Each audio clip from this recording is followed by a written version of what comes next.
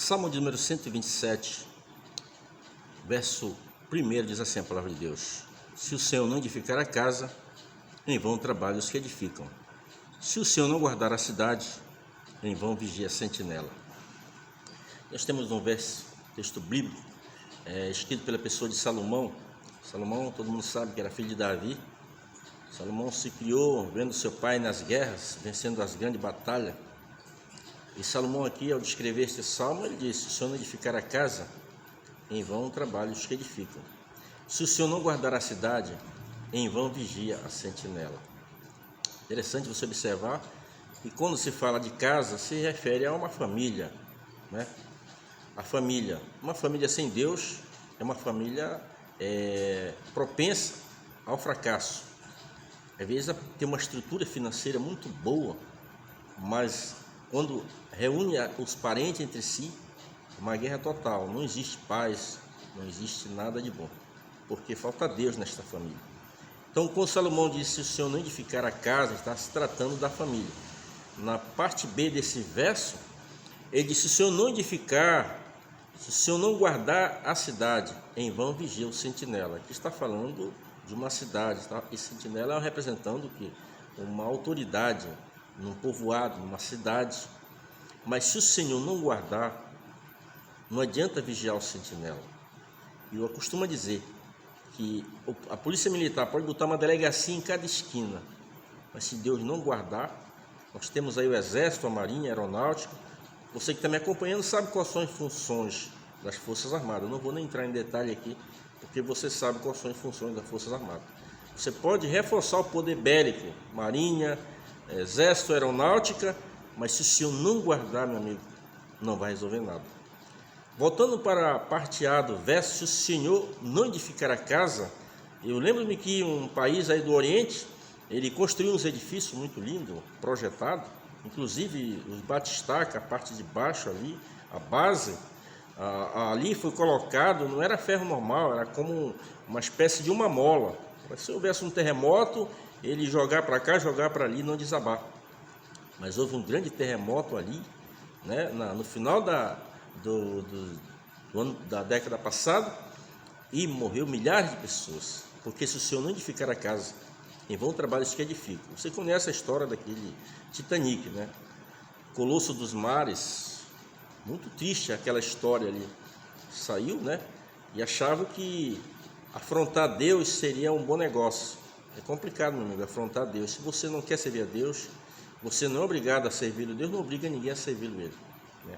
Agora, não se levante contra Ele, meu amigo, porque é inevitável se levantar contra Deus e prevalecer. Nunca, ninguém, até hoje, ninguém, nem Satanás e toda a sua turma, se levantaram contra Deus e não adiantou e não vai adiantar. Imagine um ser humano que nem eu e você, que somos pessoas mortais. Se você não quer adorar a Deus, não quer servir a Deus, tudo bem. Agora, não se levante contra Ele, porque as consequências elas virão, elas serão inevitáveis. Então, nós vimos aqui: se o Senhor não guardar, né, a cidade, na segunda parte, em vão vigia a sentinela. Nós sabemos que os russos, eles são muito peritos em radares, durante muitos anos se destacaram nessa área, né? Mas um estudante inglês, sabe o que ele fez? Ele criou um aviãozinho pequeno, e este avião, ele conseguiu fazer um radar que neutralizasse. Eu sei que ele entrou lá na Rússia, lá, baixou o avião deles em que ele estava, lá numa praça pública, e de repente a polícia lá começou a observar os jovens daquele colégio, vendo aquele moço inglês ali, falando inglês, e vieram ali pedir autógrafo para ele. A polícia chegou ali e descobriu que era um estudante, né, inglês, que tinha criado e tinha conseguido burlar o sistema de radares da Rússia. Porque se o Senhor não edificar a casa, em vão trabalham os que edificam. Se o Senhor não guardar a cidade, em vão vigia a sentinela, tá? O que nós queremos dizer com isso? Que a verdadeira segurança, meu amigo, ela está em Deus. Estão vivendo um momento aí de pandemia, as pessoas apavoradas, né? Eu falo para as pessoas mesmo: você tem que ter o cuidados básicos, com certeza, você tem que ter. Mas, meu amigo, se você dormir dentro de uma piscina de álcool gel, se Deus não guardar você, você vai sair dali e vai contrair o vírus igual, não adianta. Só quem nos guarda é Deus, quem nos dá proteção é Deus. Você precisa confiar mais no Senhor, né? É por isso que o Salomão está dizendo: se o Senhor não edificar a casa, em vão o trabalho que edificam. Se o Senhor não guardar a cidade, em vão vigia a sentinela. Existem demônios, tem muito segmento, por exemplo, o próprio que eu sigo, né? A gente não gosta muito de usar esta linguagem, mas existem demônios territoriais, amigo. Né? Toda cidade ela tem um anjo da guarda. Toda cidade tem um anjo da guarda. Se não tivesse, o diabo destruiu uma cidade que nem Porto Alegre e outras metrópoles em questão de minutos. O diabo fazia esse estrago, mas todas as cidades, todos os lugarejos, eles têm o que é um anjo da guarda para proteger aquela cidade, para guardar. Por exemplo, o arcanjo Miguel é o guardião da nação de Israel, do povo judeu. Se você já estudou sobre a guerra dos 6 dias, o que aconteceu ali? Né? Algo fenomenal, algo impossível de acontecer, mas aconteceu. Por quê? Porque Miguel está ali. Você não vê ele, mas ele está ali trabalhando a serviço do povo da promessa. Então, meu amigo, se o Senhor não edificar a casa, em vão trabalhos que edificam. Se o Senhor não guardar a cidade, em vão vigia a sentinela. Temos um texto bíblico que eu peguei para colaborar com este texto aqui, o livro de Josué, capítulo 6. É um texto bem conhecido. No capítulo 5, versículo 3, a Bíblia diz que Josué, ele havia atravessado o Jordão. Depois de atravessar o Jordão, a Bíblia diz que houve a circuncisão e agora Josué precisava avançar. E uma das primeiras cidades que tinha que conquistar era exatamente a cidade de Jericó. Ali seria um test drive, porque ali era uma das cidades da antiguidade mais bem morada.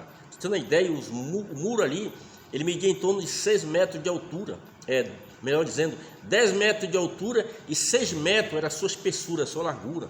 As pessoas trafegavam ali em cima, entendeu? Então a segurança era feita de uma maneira impossível de alguém invadir aquela cidade. Josué olha para aquela cidade, viu mandados de espia lá e viu que dificilmente, se não houvesse uma intervenção divina, jamais Josué poderia conquistar aquela cidade. Josué está ali pensativo, olhando para a cidade, vendo que projeto ele ia fazer. Ele tinha sido um grande aluno da pessoa de Moisés, né? Moisés foi um grande mestre dele nesta área de guerra, e ele era um homem treinado, um homem preparado. O próprio Deus havia dito a Josué ali: assim como eu fui com o meu servo Moisés, eu sou contigo, Josué, não temas, nem pasme diante dessas nações. Deus, quando promete, meu amigo, ele cumpre. Quando prometeu, já era, sem chance de não acontecer, a menos que você siga outros caminhos, abandone a Deus. Mas se você não abandonar a Deus, ele vai cumprir na risca tudo o que ele prometeu para você. Josué está ali quando ele olha um homem com uma espada nas mãos. Uma tradução diz que a espada nua, né, nas mãos, ou seja, está com a espada desembainhada. Josué se aproxima lá daquele homem e pergunta: tu és do nosso ou do nosso adversário? Ele diz: não, eu venho como príncipe do exército do Senhor. Josué ali prostou-se e o anjo disse: tira as alparcas dos teus pés, porque o lugar em que tu está é terra santa, é lugar santo. O que faz um lugar ser santo não é a luxúria do lugar, é a presença de Deus. A presença de Deus é que faz o lugar ser santo. Se você acha que eu vou construir um templo monumental, uma obra faraônica, para que Deus esteja ali, meu amigo, é complicado.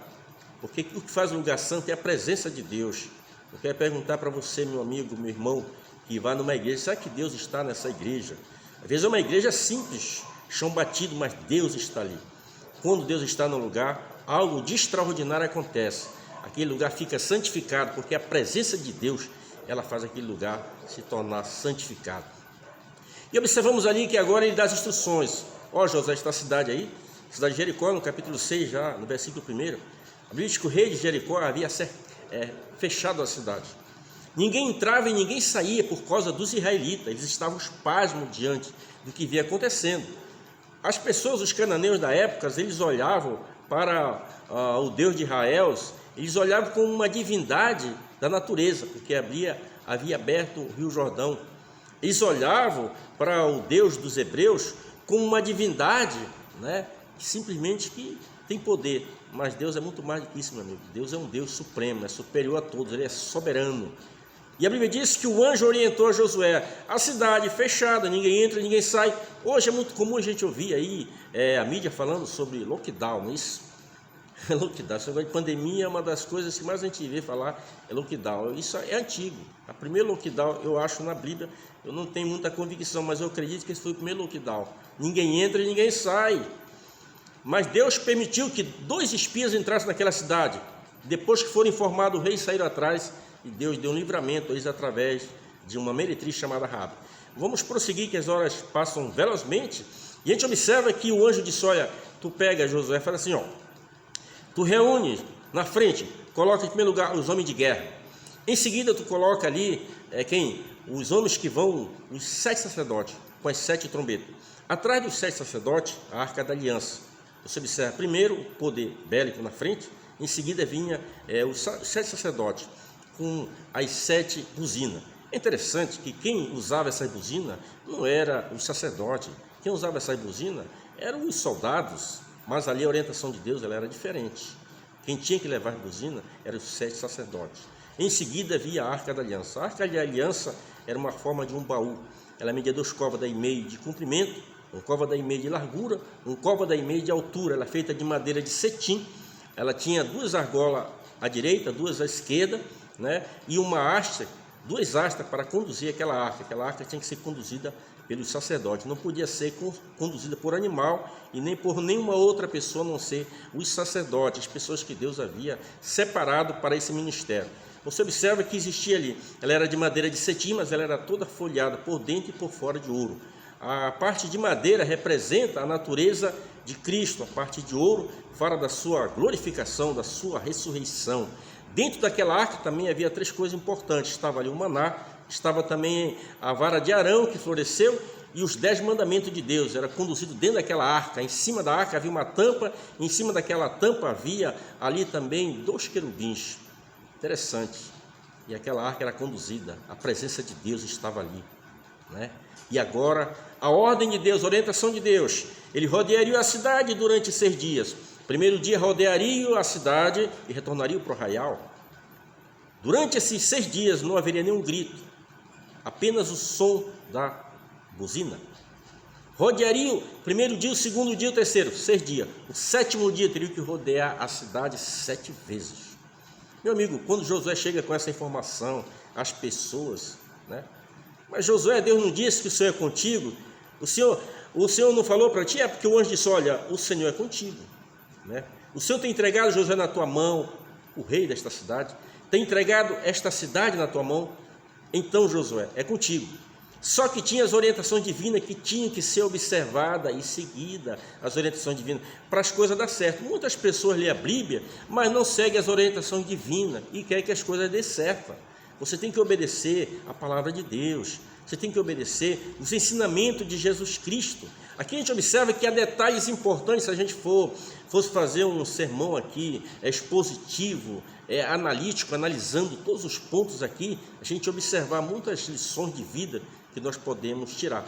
Infelizmente o tempo não permite que a gente se prolongue mais nesta mensagem, mas a Bíblia diz então que ali reuniram. Você já imaginou milhares de pessoas? Na frente os homens de guerra, atrás vem os 7 sacerdotes com as 7 buzinas, e na retaguarda vem ali os homens de Deus conduzindo a Arca da Aliança. Rodearam o primeiro dia, segundo dia, terceiro dia, quarto dia, quinto dia, no 6º dia. Eu imagino aquele rei de Jericó, disse, eu acho que esse Josué aí está louco, eu acho que esses judeus aí enlouqueceram, perderam a cabeça. Eu pensei que eles vinham vir em direção à cidade. Você já imaginou aquela monte de pessoas caminhando em direção à cidade, quando chega em determinado momento eles viram para a esquerda e rodeiam a cidade e retornam para o arraial? O que você pensaria? Esses camaradas enlouqueceram. Foi exatamente isso. O 7º dia, rodearam a cidade a primeira vez. Os homens observando, rodearam, não vão voltar para o arraial? Não, rodearam a segunda vez. Mas não voltaram para o arraial a terceira, a quarta, a quinta, a 6ª vez. Nada de voltar para o arraial. Eu imagino aquele rei já tenso e preocupado, porque eles não retornavam para o arraial, ficavam só girando em prol da cidade.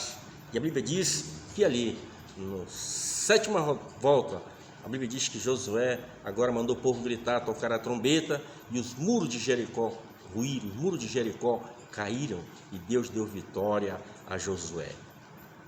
Salmista aqui no Salmo 127, se o Senhor não edificar a casa, em vão trabalhos que edificam, se o Senhor não guardar a cidade, em vão vigia a sentinela. Meu amigo, entregue a tua vida a Cristo, aceite como Senhor pessoal de sua vida, para que essa muralha que está atrapalhando o seu caminhar venha a cair. Os muros de Jericó, que representam as barreiras, os obstáculos, as adversidades. Se você entregar a sua vida a Cristo, você pode ter certeza que Deus vai te garantir a vitória. Que Deus abençoe você abundantemente em nome do Senhor Jesus Cristo.